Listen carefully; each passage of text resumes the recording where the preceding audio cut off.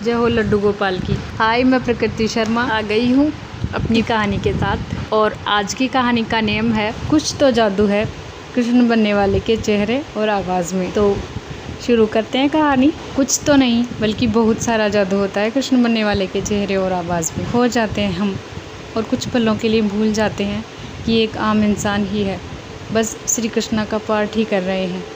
अब मैं आपको सभी कृष्ण बनने वालों के बारे में अलग अलग बताती हूँ। सबसे पहले बात करते हैं वासुदेव कृष्ण की, जो कि महाभारत से हैं, ओल्ड महाभारत से, जो इतनी लुभावनी सूरत वाले हैं कि उनका कुछ भी बोलना, सबसे ज़्यादा तो अर्जुन को पार्थ बोलना, पार्थ दिल में उतर जाता है। सांवली सूरत वाले केशव जैसे स्वर्ग से उतर कर आए हैं धरती पर। नीतीश भारद्वाज ने रोल बड़ी ही खूबी से निभाया। दूसरे हैं श्री कृष्णा सीरियल के श्री कृष्ण, जिन पर कि श्री कृष्ण नाम ही सबसे ज़्यादा जचता है। किसी पर भी कोई विपदा आई हो या फिर कोई उलझन हो, सुदामा के वो कृष्ण झट से याद आ जाते हैं। जब कृष्ण सुदामा की बात आती है तो हमें वो ही कृष्ण ध्यान में आते हैं, जैसे वो सचमुच के कृष्ण हैं। सुदामा के कृष्ण के नाम से हूबहू वही छवि दिमाग में आती है।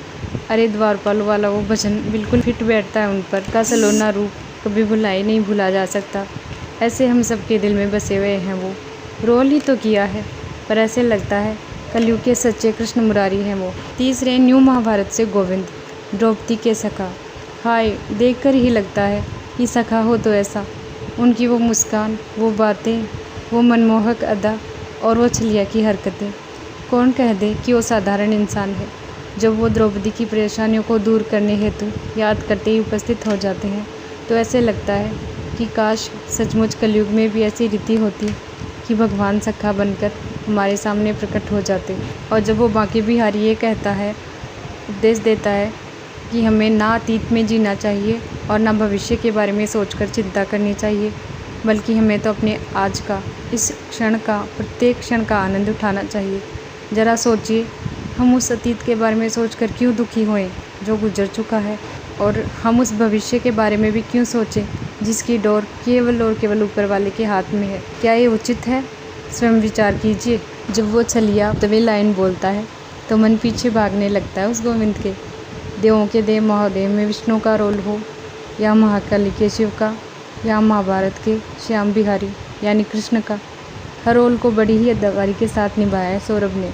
और चौथे हैं राधा कृष्ण के कृष्ण, वो कान्हा बड़ा ही नटखट नंद किशोर या सुदामा का लाडला, दाऊ के चहीते और राधा रानी के प्रियवर। अरे कौन साथ नहीं रहना चाहेगा उनके।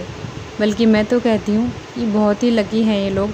राधा और रुक्मिणी, सत्यभामा, चंद्रावली बनने वाली ये लड़कियाँ कुछ पलों के लिए ही सही, इन्हें माधव के साथ हंसी ठिठोली करने को तो मिली। इस रणछोड़ बिहारी की तो चाहे रण को छोड़कर भागने की हो, और चाहे राधा जी के माध्यम से सबको प्रेम का सही अर्थ समझाने की हो, या फिर राधा जी के प्रेम में आंसू बहाने की हो, इसकी हर एक अदा में जादूगरी है। पल भर में दिल चुरा ले जाए, तभी तो चित्त चोर कहते हैं इसे। और कृष्ण कहता है कि वो बंटा हुआ है। सही है, इस संसार में कौन औरत होगी जो कृष्ण की नहीं बनना चाहेगी। अरे मैं तो कहती हूँ कृष्ण की रानी ना सही, कोई गोपी ही हो जाते हम, और हम भी उस छली के साथ का लुत्फ़ उठाते। और मुझे वो भजन याद आता है, भगता ने बना ले तेरा गाँव की गुजरिया, भगता ने बना ले तेरा गाँव की गुजरिया। तब वो लाइन दिल में उतर जाती है कि हाँ, काश हम गुजरिया ही हो जाते, कम से कम माधव का साथ तो मिलता। और अब बारी है द्वारिकाधीश कृष्ण की। द्वारिकाधीश और परमावतार श्री कृष्ण के कृष्णा, जो कि सबसे अलग शक्ल सूरत वाले हैं। सांवले सलोने, उनका एक अलग ही अंदाज़ है।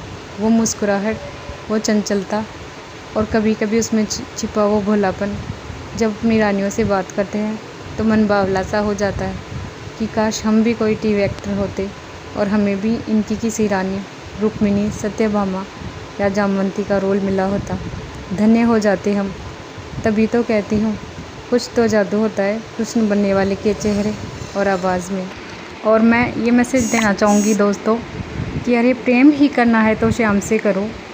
अरे प्रेम ही करना है तो श्याम से करो, क्योंकि वो ना कभी रूठ कर जाएगा, ना कभी छोड़ कर जाएगा, ना कभी रूठ कर जाएगा वो, ना कभी छोड़ कर जाएगा।